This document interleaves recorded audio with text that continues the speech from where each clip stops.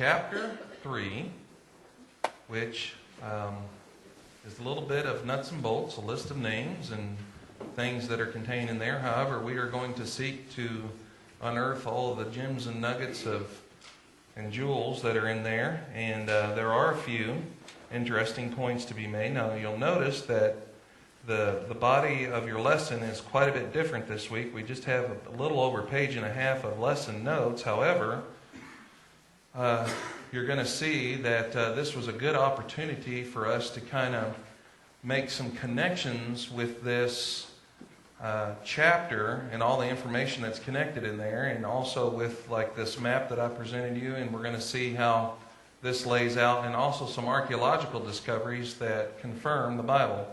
So I thought this would, as this chapter doesn't lend itself to probably a full lesson in of itself. However, when we do these things and kind of add these different layers to it, we should be able to have a nice lesson here on chapter 3. So, as chapter 3 sets out, well, if we remember where we left off in chapter 2, actually, what was the summary of what occurred in chapter 2? What was a general summary of what has led up to this? So we summed up what happened in chapter 1, and that was back when Nehemiah was in Susa under the serving Artaxerxes as his cupbearer, and now he gets word from his brother that things are in bad condition, the walls in particular, and it greatly troubles him. There was a 4-month period of fasting and praying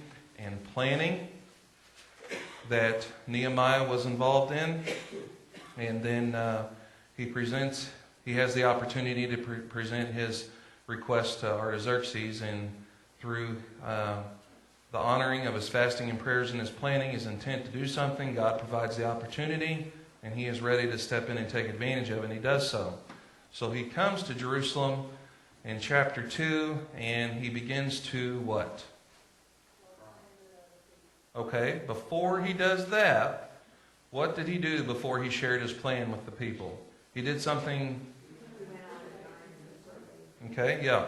So he got a few fellers, and they headed out by night to examine the condition of the walls.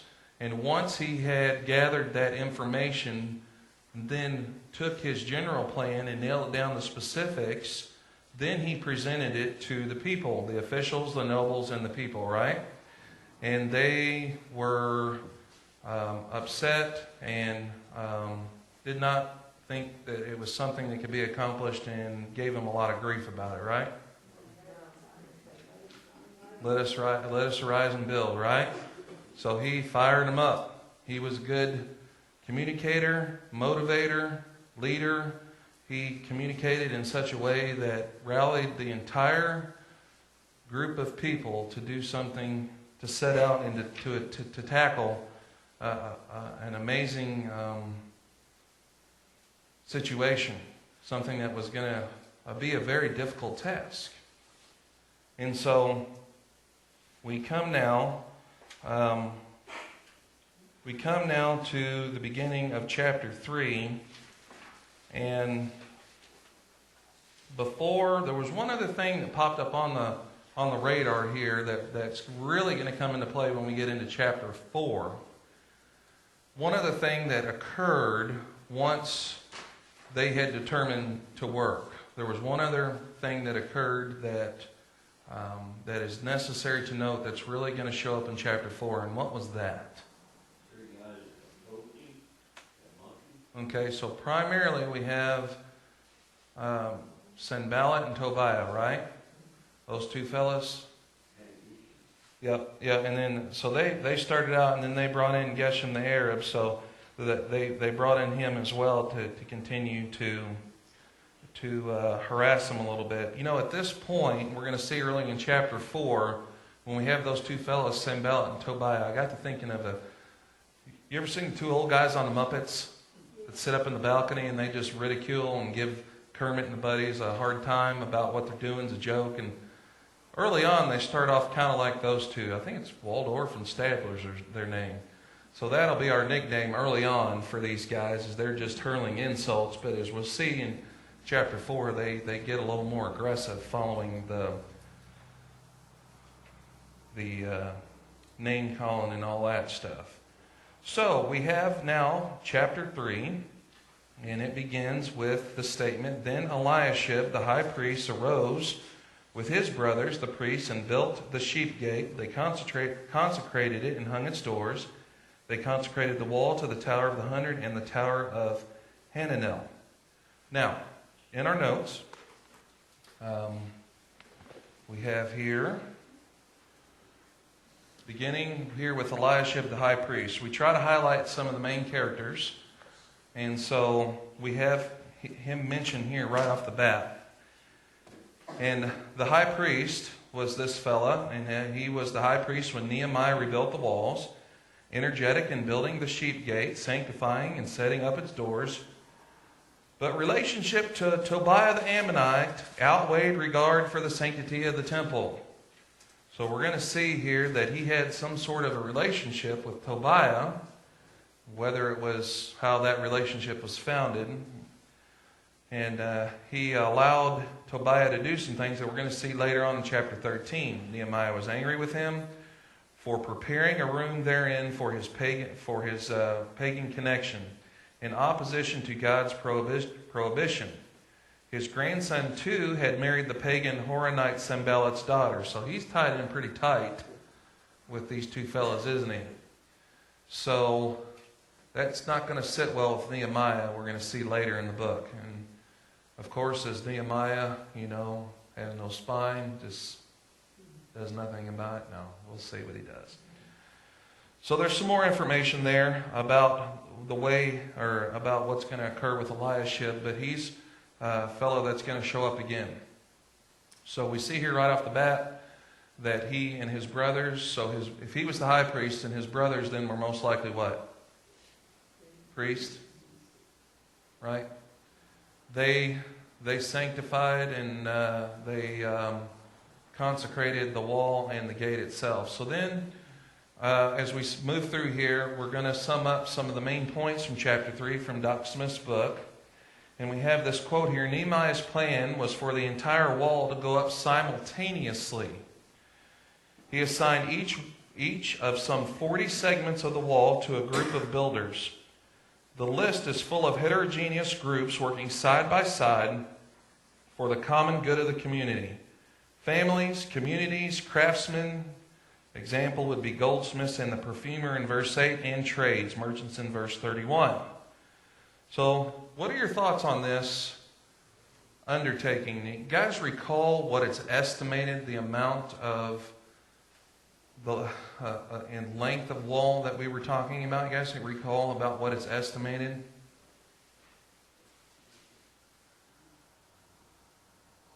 Anybody remember? 1.5 miles? That come up in our discussion? You do? Okay. So we're talking about 1.5 miles of wall. Now, remember in our introductory material what we saw about what a wall looked like? It wasn't a couple 2x4s and some plaster board, some sheetrock, right? When we talk about a wall, we're talking about, we're going to see later on that the wall was wide enough in places that they could go side by side, in large groups of side by side when they consecrated on top of the wall. So this was a massive construction project. So they were going to simultaneously, around the entire perimeter, construct it at the same time.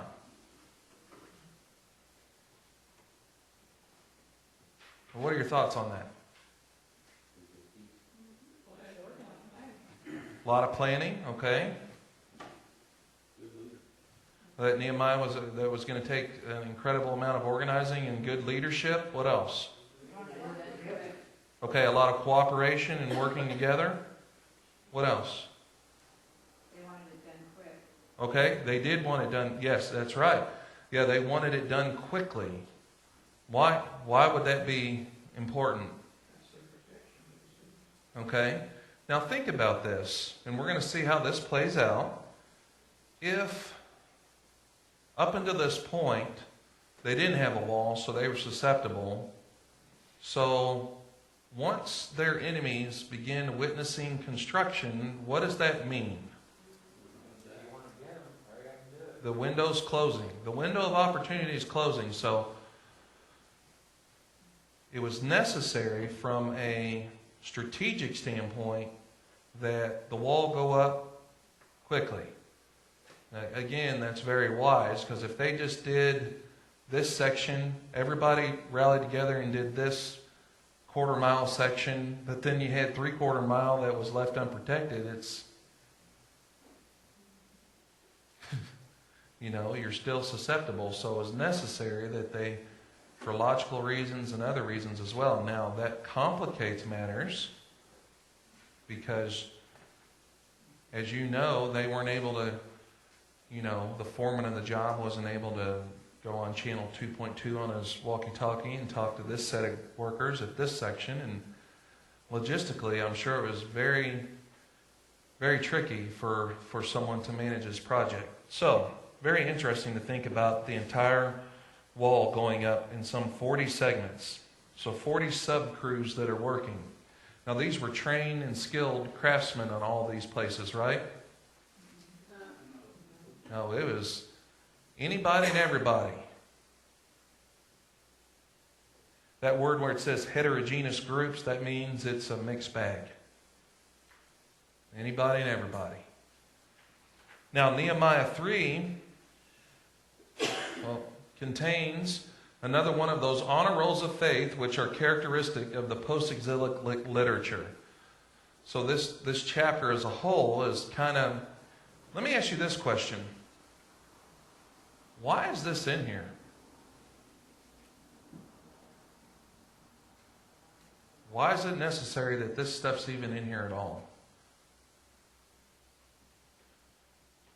Timothy tells us that all Scripture is useful and profitable for our... Well, why? What does this teach us? God's in it and have faith to move mountains. Okay. Okay. I think it's important to recognize people for what they've done. Yeah, I think that's part of it too. Is that you can imagine what an honor it was for people to, in their, hey, this is my lineage, my family, my history that's tied into, this was honor for them. I think that all the things you're saying are very interesting. It shows that Job 1 can get a lot accomplished when he has help. sure, yeah, many hands make for light work, How right? many years were there with the wall? How long was the wall formed? Over a century and a half So, that they weren't able to do I it. think here Nehemiah comes in and Yep, puts the fire under. yep. Ah, yeah. The power of one voice and unity. And there's a lot of things that emerge from this list, isn't there? And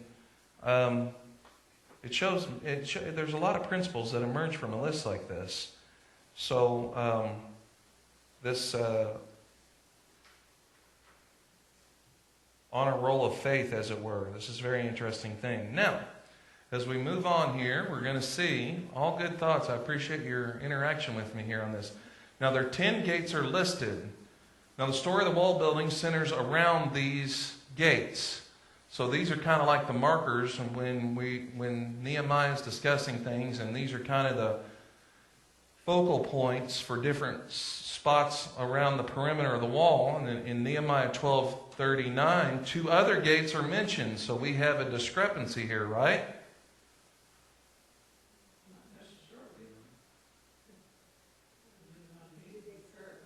Yeah, so the Smith comes to a very reasonable and logical conclusion, right? What's he say? They were okay. They were not in need of repair. So later on, when we read of 12 gates that are part of the wall and functioning, we can logically assume, without jumping out on any edges of any cliffs or shaky branches or anything like that, that indeed there were 12, but only 10 were the focal points of the work. I think that's very reasonable. And then this is interesting parallel that he makes here, I think. Old Jerusalem then had 12 gates. Someone look up Revelation 21:12, see what it says. They had a great and high wall with 12 gates, and at the gates 12 angels, and names were written on them, which are the names of the 12 tribes of the sons of Israel. Yeah, that's interesting, isn't it? I don't think that's a stretch here to say that there's a parallel. Because many times heaven's referred to as what? New Jerusalem. Right? Yeah.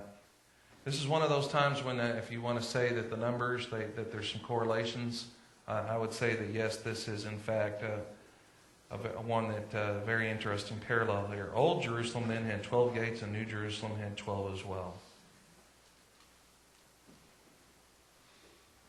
Not everyone in the area supported Nehemiah's effort. The citizens of the village of Tekoa worked in the area of the fish gate. Their nobles, however, did not support, literally bring their neck to the work. I like that phrase. Bring their neck to the work. We have a phrase that we use when we say that we're working really hard. What do we say? We're breaking our neck? Yeah.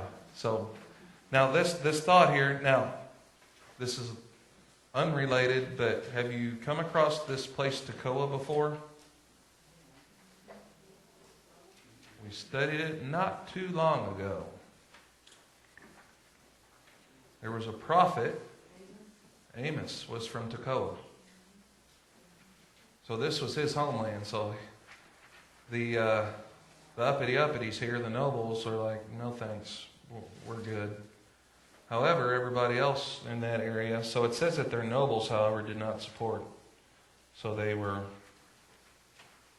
didn't bring their neck to the work. You guys remember on Gilligan's Island, Thurston Howell, he was always hovering around where the work was to be done, but didn't really get involved. So maybe we have here Thurston and Lovey that are drinking from their coconuts. Well, yeah. Thurston of Tekoa, the third. Now, this is interesting again. An interesting point that comes up is women may have taken, and I wonder why he used may have when in the verse it says, and his daughters. So women may have taken an active part in the construction. One segment of the wall was repaired by Shallum and his daughters. There was most likely, depending on the situation, male, female, young, old, that were all involved in the work here. It's significant. One worker is singled out for special commendation. Baruch zealously repaired one segment of the wall. So when we talk about recognition and this kind of the faith, Hall of Faith, Hall of Fame, Hall of Faith, this honor roll of faith that Smith calls this, which I think is a good thing, or that it's an accurate depiction of one of the reasons why Nehemiah included this, was that the people would be recognized for their work. And so much so that this fellow Baruch, zealously, he got special commendation.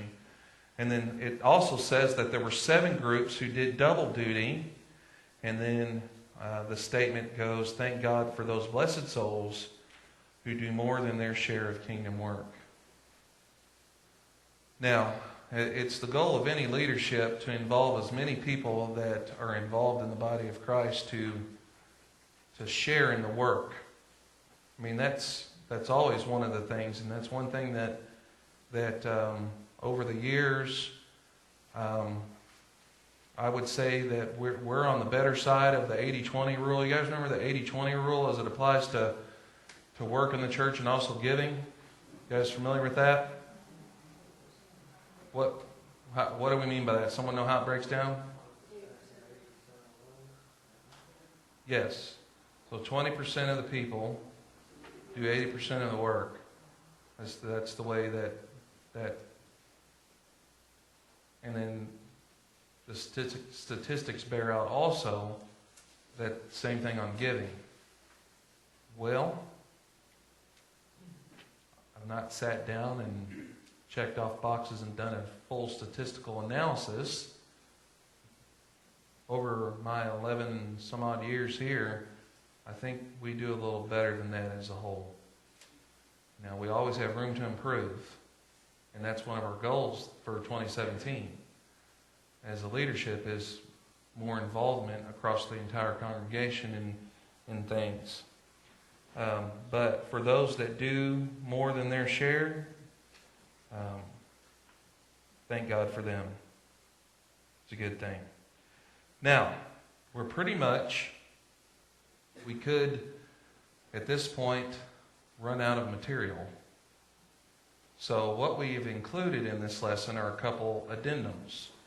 And so one of those that I provided for you, and I've tried to make it on something that was a little more reasonable to deal with, was this map. Now, what I would like us to do is to, not exhaustively, but we'll pick here and there some verses, and let's see if we can identify those who did the work and also places from the scripture here in this chapter on this map. So does everybody have one that wants to look at one as we go forward? I've got a couple here that I've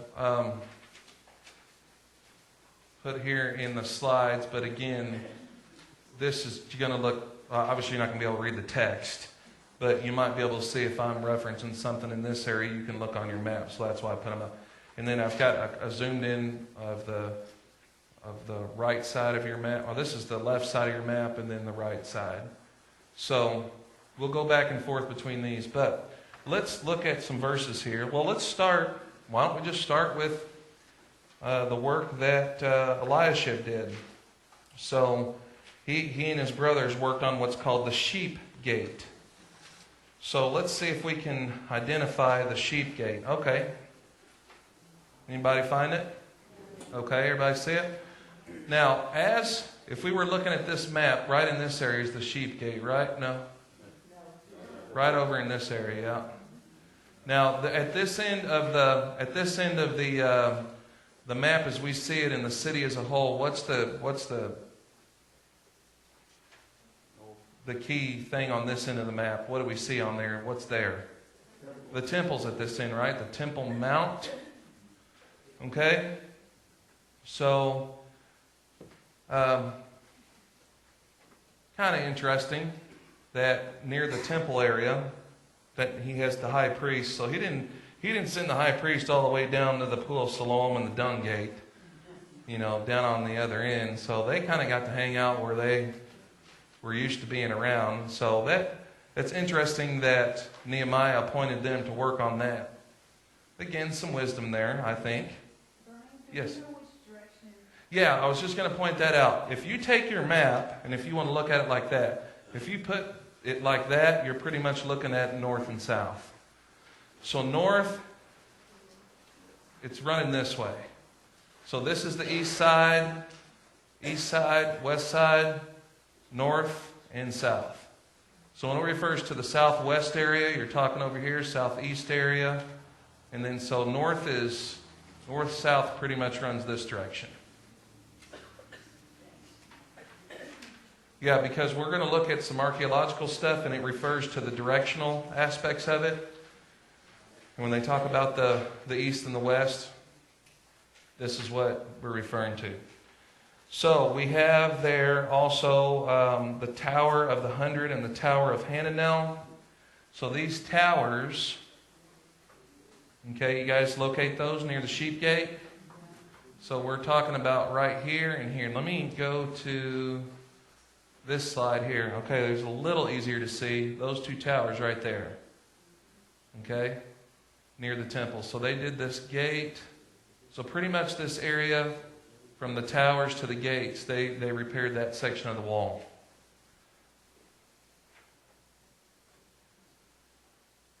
And so let's pick out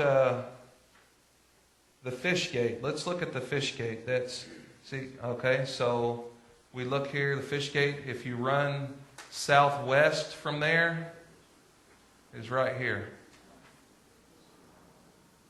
So who's working on that? Whose family?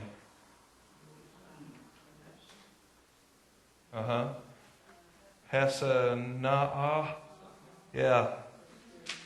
Where are the Smiths and the Jones? They're never in here. Yeah, they're just never in there, are they? And so, some other key things. So we find out that there's key places as we move around here. Okay, now this is one that I found a little bit confusing, and there might be some debate as to what's called what. And this might be some interesting point of study. What's called the broad wall. Okay, now I saw some other maps, and see, there's going to be some debate on this. I mean, this is not 100%. From comparing it to the archaeological things and the studies that are out there, there's a thing called the broad wall. That actually runs out here. Okay? Where I've seen some refer to this as the broad wall. Well, that doesn't really jive, does it? Yeah, so because why would you repair this when it's, kind of this is the footprint that we're looking at. So what they're probably referring to is where this wall comes in, right here.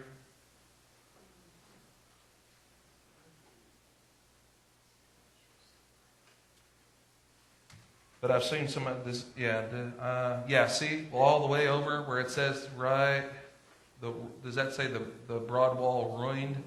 Yeah, so if this is referring to just this spot, but if it's referring to this whole wall that connects in here, it could be that it's talking about this junction where that's,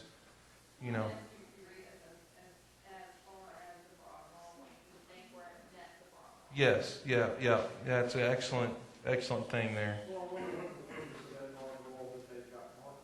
Well, see, if you remember in your earlier maps, this was the footprint under Hezekiah. Okay, so this footprint here is the original city of David that they restored. Okay, so the other footprint where they had different additions throughout the different reigns, that wall went all the way out here and down and around and connected in here. Now, if you want to refer back to your introductory notes, there's a really good illustration of the Hezekiah. Was it Hezekiah? Yeah. Now, Hezekiah, as we're going to see also, was instrumental in something archaeological. What was that? Yeah. The tunnel, the aqueduct. Okay, so that actually has to do with the water system that ties in down here at is it Gihon Spring? And then also the Pool of Siloam. So what he did, there's a tunnel, Hezekiah's tunnel, which is a very famous archaeological discovery that really doesn't have to do with too much with Nehemiah, but that was for the point, that was supposed to help with if in fact they were besieged. No, I'm not sure. I was going to say, I think it's probably still active, but they've definitely identified the aqueduct. So if you ever want to do some study on the Jerusalem of Hezekiah's time and Hezekiah's tunnel, that aqueduct, it's very interesting to study that. So we also have, let's pick out another verse here. Let's see. Okay, let's look at verse 14. Now, who got appointed to this one? All right, so Malchijah, the son of Rechab, and Beth Hakerem, they got to repair the refuse gate. And on your map, it's at the very southern tip, right down here. Yeah. Yeah, maybe. Somehow they drew the short straw. So this is something, I don't know if any of you guys have studied this. I'm just going to make the logical assumption that this is where they got rid of stuff. And so, They must have drawn the short straw for sure, because it's referred to as the refuse gate or the dung gate. Now, this is something, yeah, absolutely. Yes. Now, think about this. I wonder, you know where it talks about Gehenna? Would that not be located off of that?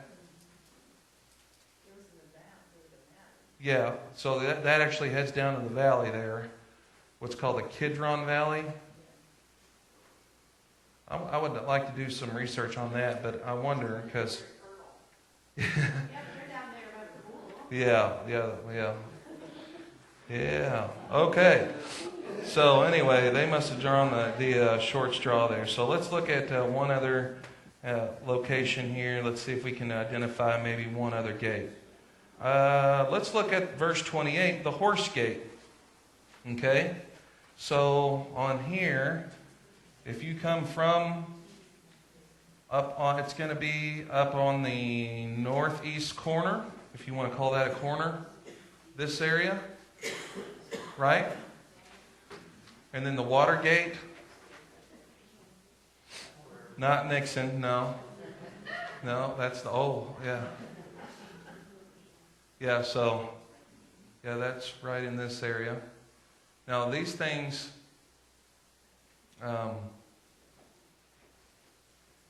are referred to, and these have to, want to highlight the water gate and the horse gate, because, and also the pool of Siloam on your map, because those are going to be some of the archaeological discoveries that we talk about here right now. So the other addendum that you had, so one thing that might be an interesting exercise is to take this map and then take this chapter, and then as you go through, take and plot the verses on here and or the names, and then that's going to really get you familiar with what's happening here. So that might be a little bit of an exercise or activity for you to engage in that can really get you to interact with this chapter. Okay? Now, as we move forward here, we've got another addendum, which was number one that I have online. This phrase that we want to use is the word confirms. Archaeological discoveries, archaeology in general, confirms the Bible. Okay? It confirms it. Remains of the broad wall, the valley gate, the pool of Siloam, and the water gate have been found in the course of our archaeological excavations. The city that Nehemiah fortified was actually slightly smaller than the one the Babylonians destroyed. In fact, it was smaller than Solomon's Jerusalem, perhaps 35 acres in size. Remember where we were talking about that area that they didn't annex in the wall? Nehemiah's Jerusalem was completely limited to the portions of the eastern hill where the original city of David had stood, and that's from Halley's Bible Handbook. Brian, is that the 35, is that the same thing as today, the Jerusalem? Because it's not that much bigger, is it? Yeah, no, I'd say is current day, I think it's pretty close to this, but don't quote me on that. Well, It would be, 35 miles on the news the other day that they, well, this is acres. or I mean, Yeah, so, but it was 35 acres small, that was smaller than perhaps 35 acres in size. That could very well be. No. Because if you look at the size of the temple that's built there, it's not as big as the first temple, and then it's a pretty narrow track that they've built the wall around. So mathematically, it would be interesting to see what 1.5 miles of wall, how many acres would be in the middle of that. My ground is 40 acres, 1,320 feet on each side. Makes a mile. So a little, maybe about 50 acres then? 40 acres, would be a mile, yeah, about 50 acres. Interesting. Well, you guys are full of good knowledge. I would never have known that. I think there's 12 inches in a foot, right? All right, Kelly, and then Rob? It does say in verse 27, those coconuts did repair part of the Yeah, the Tekoa, yes. Now, notice in that verse, it was their nobles. So there's three distinctions of people that are made here in this passage. There are what they would call the people, and then the nobles and the officials. So it appears maybe the officials and the people, but not the nobles. Yeah, so thanks for pointing that out. Rob, did you have a comment? Yeah, on the Temple Mount. Yeah, so if we want to go back to that, the Dome of the Rock, I believe, would sit somewhere in this area. That's based on, because that's the Temple Mount. So I guess the Wailing Wall then would be what you're looking at right here. Now that, don't quote me on that, but that's just my best from my basic knowledge of what was, because this was the last incarnation, as this is the Jerusalem that led up to the time of Jesus, with slight modifications. So when you talk about the Mount of Olives and things like that,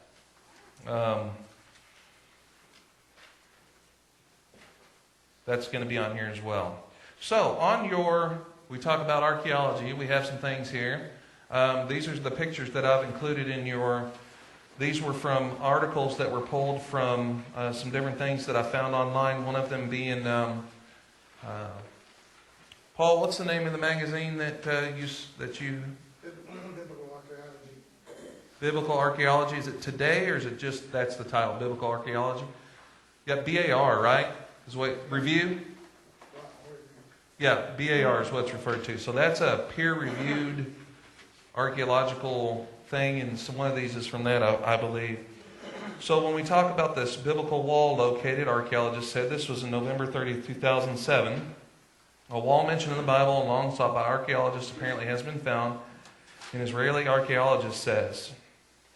A team of archaeologists identified the wall in Jerusalem's ancient city of David while trying to rescue a tower that was in danger of collapse. Artifacts, including pottery shards and arrowheads, found under the tower suggest that both the tower and the nearby wall are from the 5th century BC. So that would be should be in your notes. No, 5th century BC. Well, yes, 2500 from this point. But does this coincide with, what's the time frame roughly that we're looking at for this? What period of years? The 400s, right? So if we work backwards, would that not be the 5th century? Okay. BC? The dates? What's that? Yeah, there were 2 addendums right below that, addendum 1 and addendum 2. Yeah, those were part of this lesson. Yeah.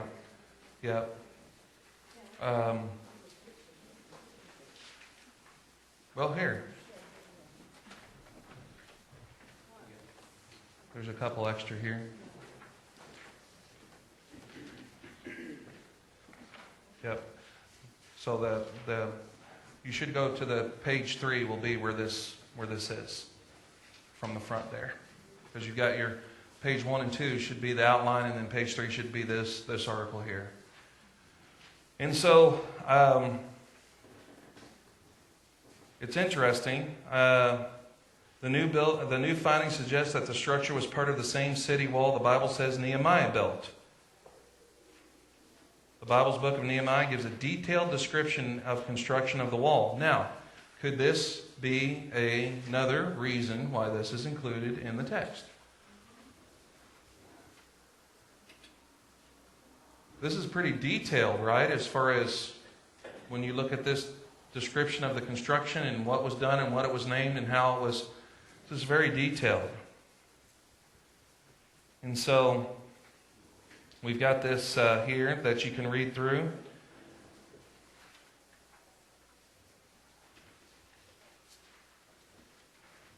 And so this was just a brief article. There's a sentence in the middle that says, the material she showed me is from the Persian period, the period of Nehemiah. He said, I can sign on the date of the material she found. So this archaeologist is connecting their finds with the Persian period, who was the ruling world power at that time was Persia, right? So this is very interesting. Then if you move on, you should have an article on the Siloam Pool. where Jesus healed the blind man. Now, this is part of it right here. So these were believed to be the steps down into the pool. This area over here, this was probably the submerged area, I believe. So if we go back to our map, see this area right down here at the bottom? This pool of Siloam, this is where this was found. Okay, and so... Was it somewhere like people would go bathe, or? Yes, yeah. In fact, we have an artist's rendering on one of what it probably looked like. See how you've got the steps all the way kind of down in, and so this was on that down at that end. Rich for everybody, maybe, or not? I think everybody, Everybody. but I don't quote. I mean, that'd be something interesting. Anybody have any knowledge on who was? I don't think it was. Apparently, the blind man was there. Right. So Yeah. And the lepers weren't. the lepers Were not. I said the lepers weren't. Yeah. No, they weren't hanging. Yeah, that would. Yeah. were. Don't get in the water past that one gate. Yeah. Unfortunately. Somebody had a question? Or comment? Okay. Well, on this article, the Siloam Pool where Jesus healed the blind man, we're talking about the Second Temple period, which was the second temple is the one that was constructed under Ezra, right? And so this is what we're referring to. The structure discovered was 225 feet long with corners that are slightly greater than 90 degrees, including a trapezoidal shape with widening and oriented toward Tyropean Valley. So the Siloam Pool is adjacent to this is just above the artist's rendering that I'm reading, to the ancient city of David known as the King's Garden, and it's just southeast of the remains of the 5th century church and pool traditionally believed to be the sacred site. So there was a period of time where they had this location wrong, but now that they've uncovered this here, they believe this to be the actual location. Now, you can notice in this picture, what's that right there? Those are some sort of power lines, right? So they're all around this is modern stuff now. So they use this pool to bathe in and to get their drinking water as well?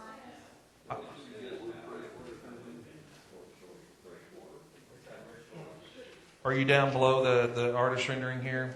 Talking about the Gihon Spring and all this stuff, and it's connected also to they probably would have had a separate place that was fed by this spring where they got their drinking water, but not necessarily from this actual pool. The drinking water comes from the north, and that's in the south, and it comes from the north to the mountains, I think all that's located down here in the bottom. I'm not sure, but we'll have to check. Paul, you have a comment? Do we have an idea who built the pool? If Romans built the pool, it's pretty up to standard and stuff like that. It does look like it almost has some Roman architecture to it. I don't know who constructed it. So this would have been before the Romans. When the pool, if we're talking about when this pool was constructed, if this was in Nehemiah's time when it was constructed, it would have been long before the Roman. Well, not too long when you consider it would have been a couple hundred years before the real Roman power set in. So, Brian, I've got a map in my Bible that says Jerusalem in Jesus' time. And Right. it has 5 schools located all around it. Yes. This one is particular, they believe to be the Pool of Siloam, though that has a specific name. And then there's also more information here about Hezekiah. He ordered the digging of a 1,750-foot tunnel under the city of David to bring water from the Gihon Spring, which lay outside the city wall. So that 1,750-foot tunnel, that would be capable of running the length of this, wouldn't it? Yeah. Yeah. So is the spring on our map? Can anybody find the Gihon Spring? If you have the New American Standard Bible in the back, it gives you a good description of it. Does it say where it's located in relationship to the temple or the? And it just said It's south of it. This map here's got it on it. To the south, down by the pool? Close to the pool. See, that's what I thought. But then the tunnel would go up into the city to deliver water. Yeah, the springs outside the walls, which is why they developed the tunnel, to bring water in, and that way they could survive a siege. Okay. All right, and then one last thing here. You have the water gate of Nehemiah's wall, and this is one archaeologist's take on what they believe to be the water gate, and it's in talking about the fountain gate and the horse gate and the water gate. You want to read through this on the second page of the water gates article. Nehemiah mentions the valley gate, and then the location of this gate is well known as the southwestern corner of the city. So you should automatically be able to look at your map and say, okay, the valley gate should be down here at the southeast corner, and it should be near the Siloam Pool, that area, the southwestern, Western Hill, Eastern Hill, Central Valley, and so forth, Fountain Gate. And then if you work your way around from that, you get to, as he's got here in his, from that point, by moving counterclockwise, we find the Dung Gate at the southeastern corner of the city. Next comes the Fountain Gate near the Siloam Pool, and then you move up the eastern wall to the Water Gate. Does it finally appear in verse 26? Then the Horse Gate, and then the East Gate, and so forth. So if you follow that progression on around, the ones that have been really given a lot of archaeological exploration are the valley, the dung, the fountain, and the water gate. And so there's some things here. Interesting paragraph down here. The location of the horse gate is mentioned 2 other times in the Bible. About the year 835 BC, the horse gate became a murder scene. The wicked queen Athaliah was taken from the temple past King Solomon's palace and slain at the entrance of the horse gate. In about 606 BC, the prophet Jeremiah predicted that a new covenant would be given to Israel and Judah in a future millennial kingdom. In that kingdom, the blessings of Jerusalem will extend from the Tower of Hananel unto the corner of the horse gate toward the east. So that's some prophetic things and where that gate is mentioned as well. And then there's some further things, pictures that we have that are in your notes that you can look through. That's an artist's rendering. But then these are some actual pictures, and you can look at the notes around those. It's what they believe to be those gates. Now again, he says on this picture that if you look for two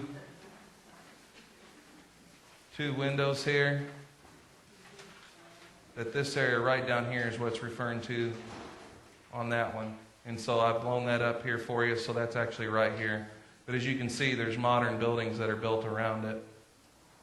And, well, let's see. Was that what's that referring to exactly? Was it? Yeah. Yep. So that would be outside the walls there.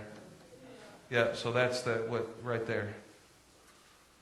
Okay. Well, we have there chapter 3, which is not just a list of boring names. I didn't hear who yawned, but I'm not going to blame you. But chapter 4, though, we're going to get into it, and we're going to find out about our buddies and what's going on there with Waldorf and Stadler, and see what's going on and what's happening now at that point in time. So, any questions or comments as we wrap this chapter up? Pretty straightforward, kind of nuts and bolts stuff, but there are some important principles that we can take from this. We'll get back more into the narrative of what's happening and see if we're going to be able to pull some very interesting principles out next week from chapter 4. All right, any other thoughts as we prepare to close? Okay, thank you all very much.